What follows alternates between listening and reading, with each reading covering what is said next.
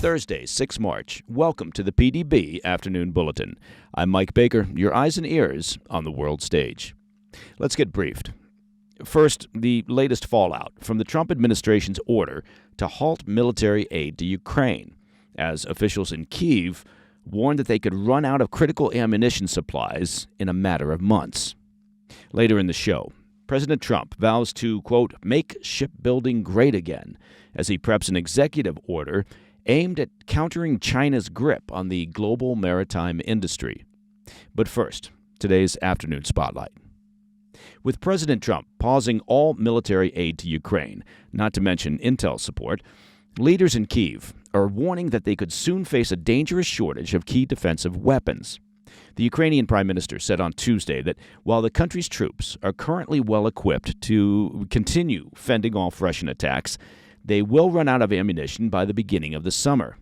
Military officials also warned that Ukraine will likely deplete their stockpile of interceptors for the U.S. Patriot missile systems that defend their cities from Russian bombardment within the next 2 to 3 months, and that's according to a report from the New York Post. Warning of the devastating battlefield impacts the looming shortage could have, an anonymous Ukrainian official said, quote, after that, it will be very difficult for us. It will not be a total collapse, but we will be forced to withdraw from areas more quickly, end quote. The White House announced its decision to halt all military aid to the war-torn nation just 3 days after President Trump and Ukrainian President Zelensky engaged in a televised argument in the Oval Office last Friday. The move was quickly followed with the suspension of all intelligence sharing between the U.S. and Ukraine, depriving Kyiv of critical battlefield insights that could tip the scales in favor of the Russian military. As we discussed earlier on the PDB, officials with the Trump administration said Wednesday that the pauses will remain in place until Ukraine comes to the negotiating table and a viable timeline for peace talks with Russia is established. Of course, it would be interesting to know if Russia has actually agreed to come to the negotiating table and under what conditions and with what demands. Ukraine's leaders are now scrambling to mend fences with the Trump administration. On Wednesday, Zelensky's chief of staff held a productive call with White House National Security Advisor Mike Waltz and scheduled a meeting with U.S. officials for the, quote, near future to discuss potential negotiations with Russia. In the meantime, Ukraine is doing all they can to accelerate their own domestic production of ammunition and drones, though they don't have the ability to replace what the U.S. has been providing. Over the course of the more than 3-year-long war, the U.S. has served as the single largest military aid supplier to Kyiv, giving approximately $70 billion in weapons and ammunition, according to the U.S. State Department.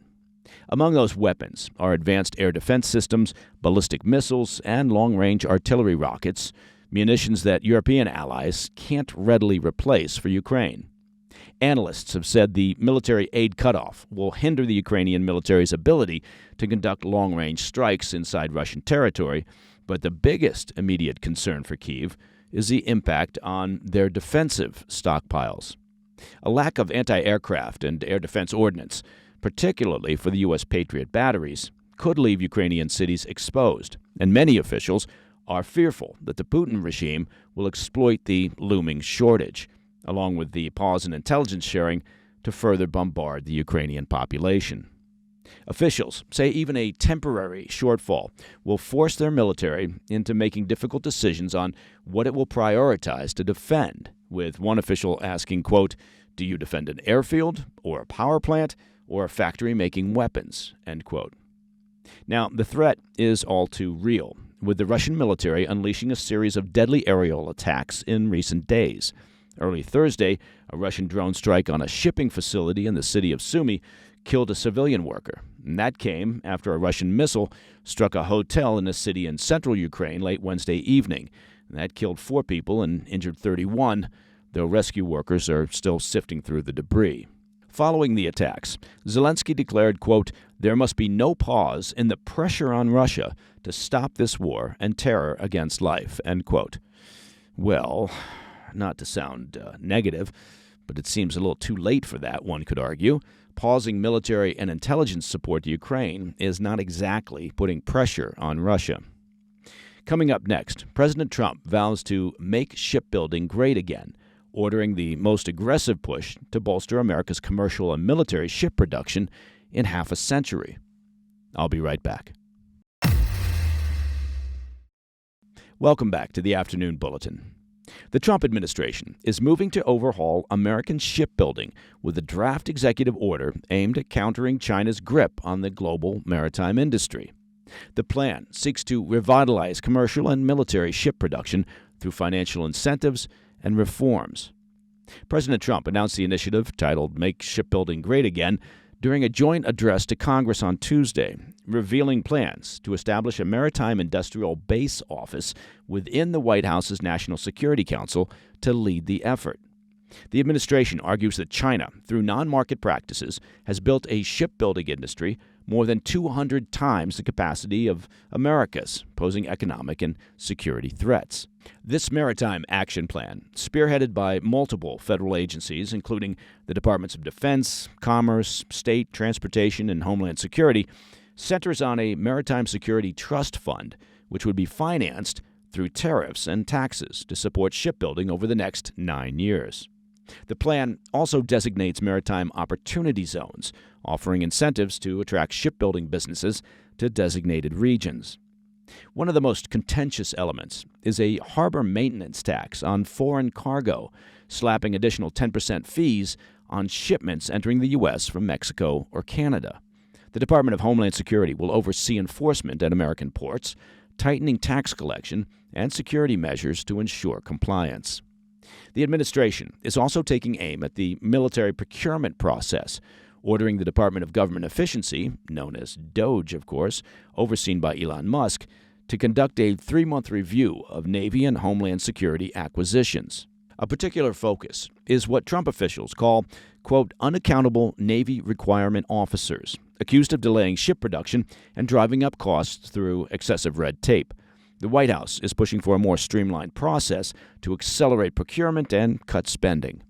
On the labor front, Trump's initiative revives key elements of the Shipyard Accountability and Workforce Support, or SAWS, program, because, frankly, nobody loves an acronym like the government and the military love an acronym. And SAWS had sought to boost wages for nuclear shipyard workers through contract adjustments. The Biden administration previously rejected SAWS, while Congress shelved it over transparency concerns.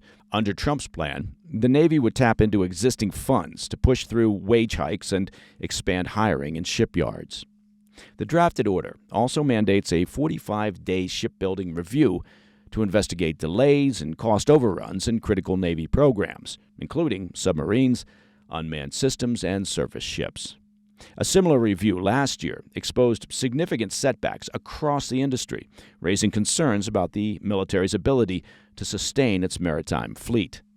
Experts say this initiative represents the most aggressive push to bolster American shipbuilding in half a century, drawing comparisons to President Nixon's 1970 Merchant Marine Act, which poured federal loans into domestic ship production. With China dominating global shipbuilding and tensions escalating in the South Pacific, the Trump administration argues that a revitalized maritime industry is essential to national security and economic sovereignty. Well, they're not wrong.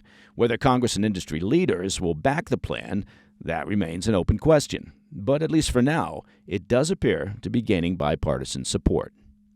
And that, my friends, is the PDB Afternoon Bulletin for Thursday, 6 March. If you have any questions or comments, please reach out to me at pdb@thefirsttv.com. And as the end of the week approaches, I can confirm that the PDB staff is hard at work producing our latest episode of America's favorite weekend news show, the PDB Situation Report. Now, Honestly, I don't know that it's actually America's favorite weekend news show. That's not a scientific assessment, or it's not based on extensive surveys, but it's got a nice ring to it. Every Friday evening at 10 p.m. on the First TV, we launch a brand new episode of the Situation Report.